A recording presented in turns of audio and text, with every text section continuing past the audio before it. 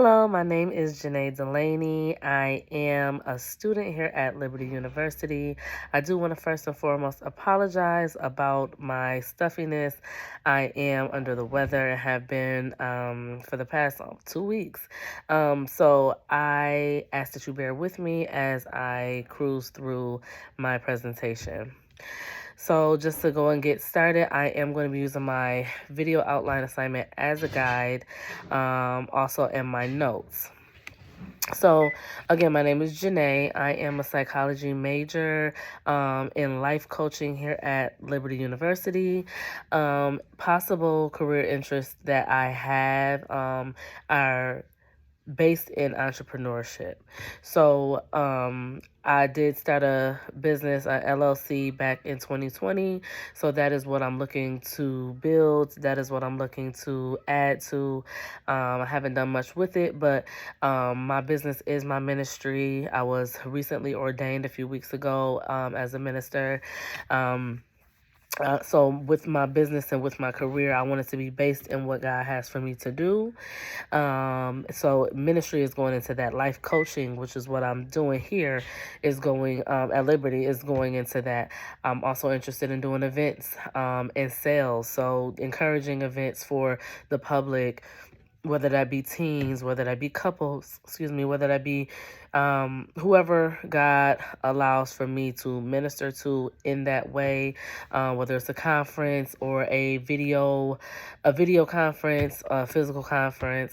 And then sales would be, I started off with body care. I started off with body scrubs and body oils. So that is, I will be using my business as an umbrella, my brand as an umbrella for those things.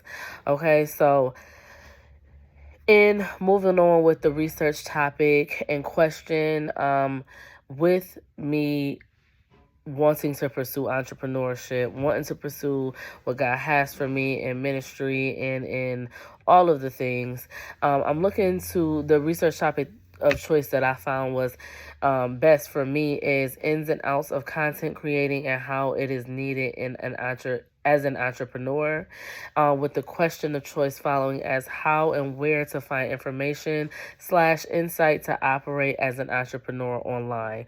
So that is what I want to know, which is kind of broad, but what I found throughout this project reels it all together. The journal articles that I have chosen were three. One, the basics, to creating your own online store. Women entrepreneurs need mentors is the second one. And then the last one being, what is the best practice in online coaching? So tying that into content, tying that into being an entrepreneur, tying that into online operations.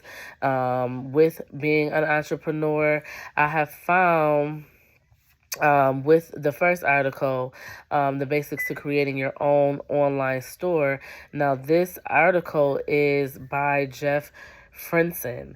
I found this helpful. I found this good because the basics of creating your own online store, this article is very basic and it was not hard to read at all.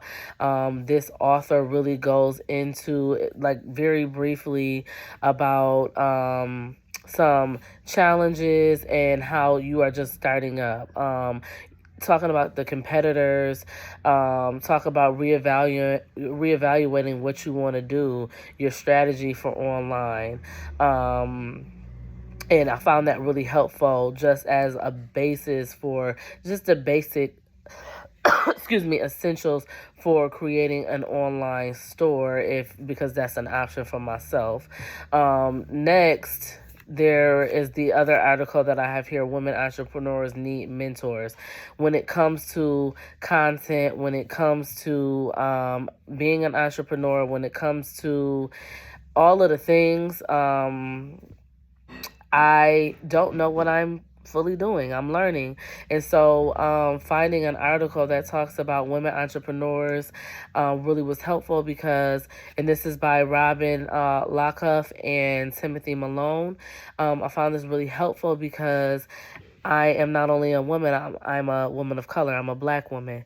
So in a male dominant field, in a male, like this is, especially white males, this is where in America, white business thrives. So as being a minority, as coming from a small town, um, you know, my parents did well with me and with my sister, and they did well. But in America, it's difficult still.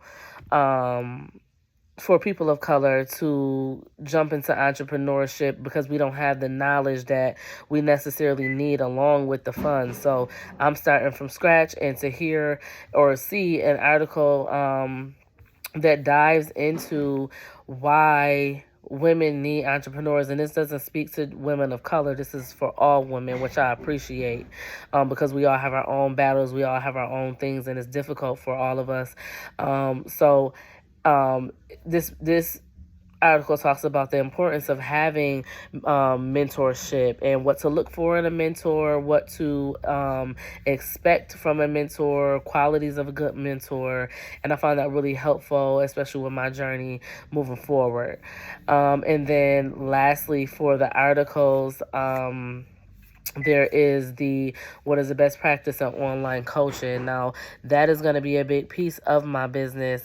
So though I do want to venture into everything else, I'm going to school and I'm getting an education in life coaching, in psychology, and the study of the mind. So with that, I am really trying to hone in on what's the best way to go about that. Do I want to meet in person? Do I want to go to them? Should they come to me, or is online the best thing? I've been finding in a lot of research, even my own, and this is something that helped with that, like what is the best practice in online coaching? They're saying that online is better, and I can appreciate that, but it's for whatever floats your boat. There are some challenges, and this article talks about that.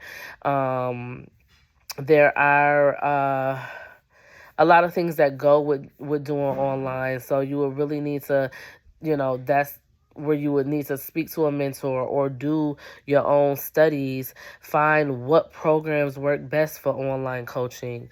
And that takes me into the research method. So I chose non-experimental research method, and I chose the program evaluation. Now, with the non-experimental, this is saying that I don't need to test different variables and see if this works with this and this works with this to know if I want to come up with this because of this. I don't need to make hypothesis and do all of that here. I don't need to do that.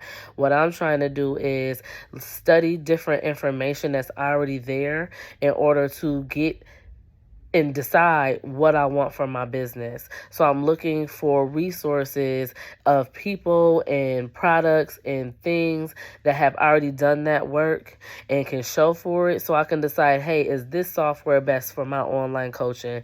Is this product best to wholesale? Is this, now when it comes to products, that's a little different because you do need to do a little more experimental. You do need to test different products out to make sure that that's best for your company, for your business.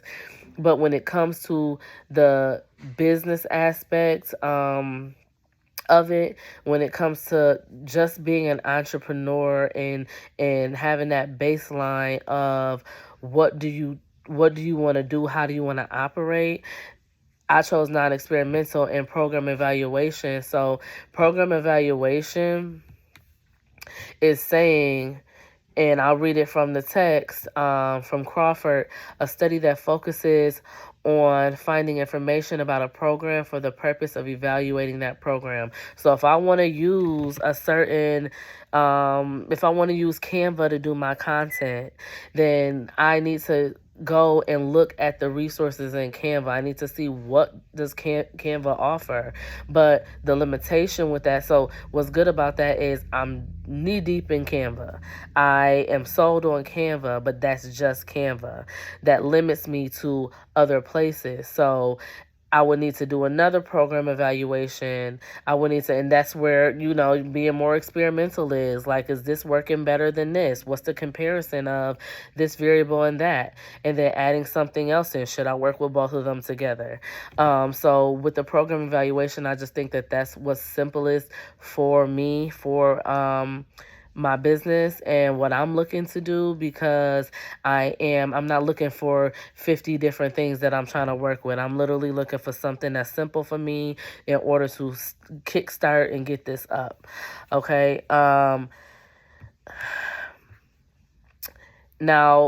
to collect the data, I chose case study and archival data because the case study in Crawford talks about a research method. It says a research, I'm gonna slaughter this word, methodology that is an in-depth observation of an individual, animal, an event, or treatment method. And I feel like that is perfect because this is me getting in depth about what I'm doing, what I'm using, whatever resources I'm using, I'm getting in depth about that. Now with